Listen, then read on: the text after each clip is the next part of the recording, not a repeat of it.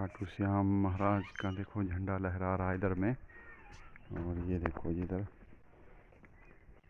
मक्की के खेत, मक्की बड़ी बड़ी हो गई देखो।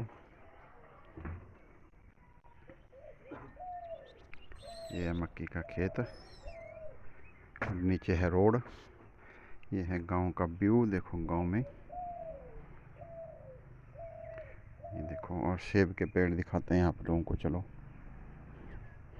ये देखो वो सामने लगी है नाशपाती, देखो नाशपाती दिखाएं जूम करके। ये देखो कितनी सारी नाशपातियाँ लगी हुई है। और ये देखो फूल है।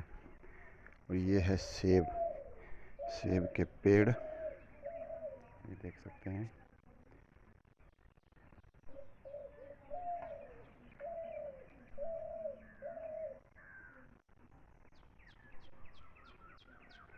ये है गांव का घर।